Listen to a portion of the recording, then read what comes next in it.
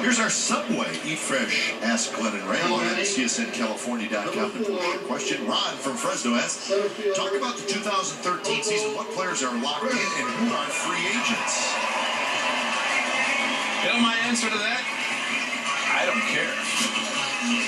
What's your answer? Well, I think we should give Ron a little respect. Well, I did. Think about 2012. No. I don't know. You're such a sweetheart, Ray. I don't know, to be honest. All I know is that a lot of young players, and most of them are under control. You've got the list, right? Okay. You know what? I think I'm just going to take this question. My partner doesn't seem to want anything to do with Ron from Fresno. Well, Inge is a free agent. Right. Gomes, Drew, there's a club option. Bartolo Colon is a free agent. Grant Balfour, there's an option. Brandon McCarthy is a free agent. So McCarthy is a question of whether you bring him back. That's possible. Stephen Drew, I guess you have the $10 million. It's a mutual option, I should say. So both the club and the player would have to agree. So we'll see about that. Johnny Gomes. He's been invaluable this year. You talk about a number of veterans, guys who have filled in a great job. But most of the young players, well, all the young players are under control from the A standpoint. So it's a matter of tendering a contract and negotiating. But think back to, from what I remember, from 2011 to 2012, just 7 returning from the roster. So a big turnover this season. But they've played well and right down to the final week of the regular season and hope to keep it going. And Coco Crisp with the one-on-one.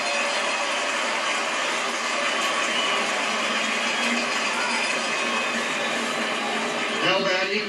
So that'll bring up Stephen Drew. 5, shortstop, Stephen Drew. Sorry. Oh, I got it, right? You just take a break on that question.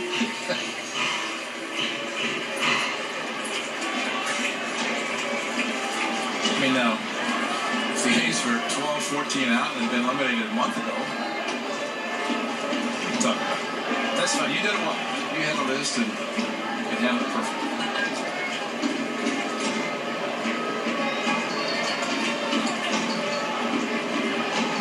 Drew walked and scored in the first inning.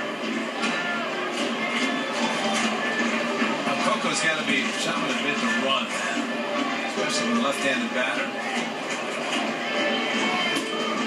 There's a strike. It's the case for Stephen Drew. First strike he's seen in his 2 at-bats that might give Coco an opportunity to run. It'll be a green light running on his own. So it's tough for a left-handed hitter to know when he might be running. That's why Drew took the first offering.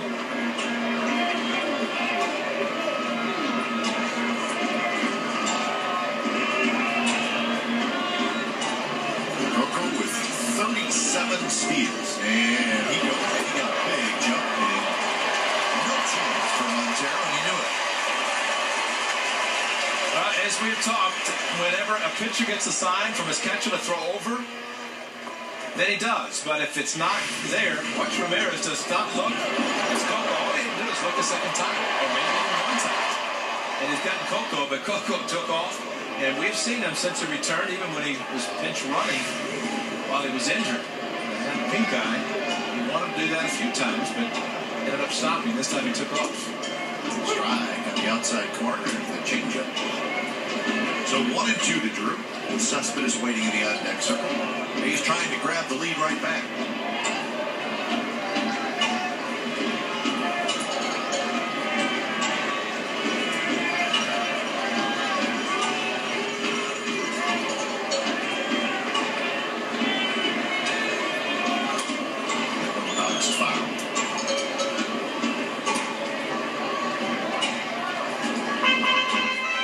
The Rays have added a run in Chicago. It's now 6-2 in the 9th inning.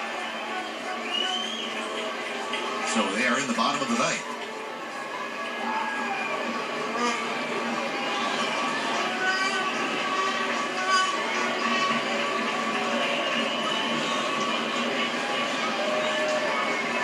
Ryan trying to hold Crisp close at second.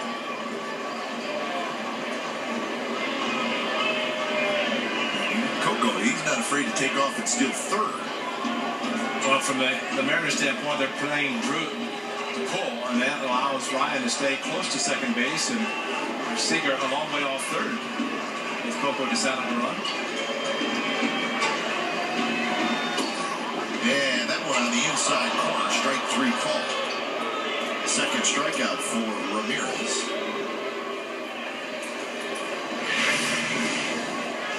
Fastball inside, tailing action, right back over the plate. And Stephen Drew in the shadows, and maybe start looking for the shadow sitting and may see the movement of the catcher.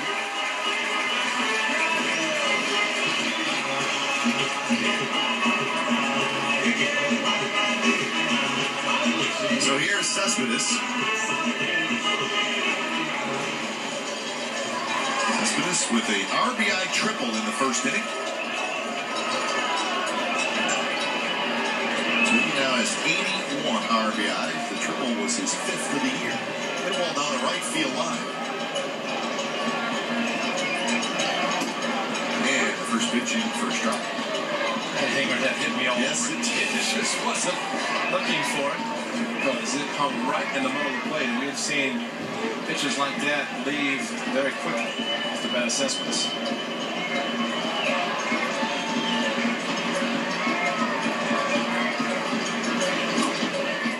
That one is a fastball. A lot of movement, but it runs down and in. Watching Montero catch the backhanding a ball down and in. That's dangerous. Most RBIs by a rookie in Oakland A's history. Cespedes 4th on the list.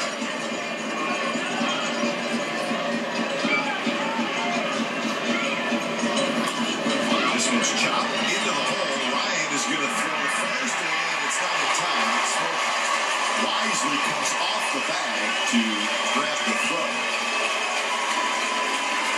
Surprised he even threw it. I thought he'd be looking, maybe faking to throw, and he'll get Coco Crisp at third, but Iago was holding him up, and there's the hanger again, hit on top of it. Iago going into the hole, save the run. They have a chance to throw out the speedy Cespedes, and out of the box, turn it over.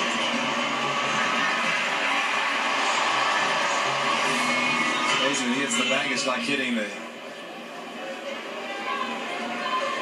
100-yard dash. There's your final. So the Rays win it 6-2 over the White Sox. So the Rays needed that win to keep pace with the teams they're chasing. The White Sox needed that win to keep pace with the Tigers. That did not happen. So Detroit wins. The White Sox lose. So Detroit has a 3-game lead with 3 to play. The Tigers finishing strong. They won 6 out of their last 7, and they will go to Kansas City for the final 3 games of the season. Two teams knew going in that it was going to be a division or go home, because neither of the two had any chance for the wild card. Now on the other side, the White Sox, with that loss, they have lost 5 out of their last 6. They go to Cleveland. So that's all the Tigers have to do is win 1 game, or the White Sox lose 1 game. The Tigers will be going to the postseason. I think they can be a dangerous team next year. Moss a swing and makes it over here in Detroit not long ago. People that cover the Tigers said that they can be very good, but at times they just don't play very well, which may not make a whole lot of sense. But there's a changeup that Moss got. First pitch from Ramirez, and swung through it.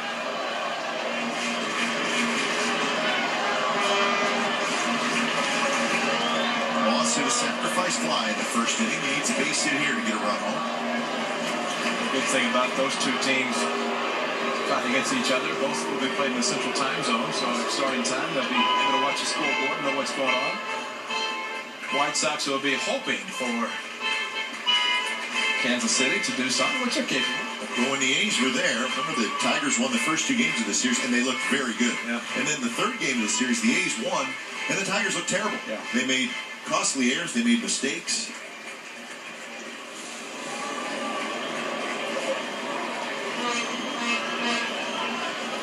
Oh, 1 to Moss.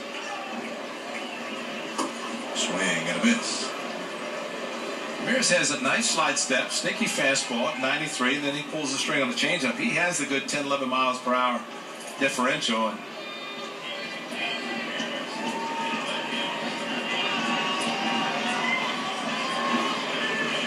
so 0-2.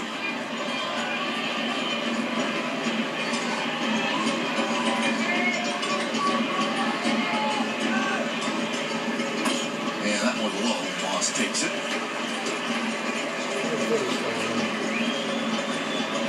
Yes, Gutierrez had something happen with his 2 doubles. He is out of the game with Robinson in left, and Saunders moves over to center. So Trayvon Robinson in. Gutierrez out. 1-2. Moss looking for a big hit. Swing and a miss. Good pitch by Ramirez. So a couple of strikeouts, and the A's strand a pair. We're moving to the 4th inning. It's a 2-2 game.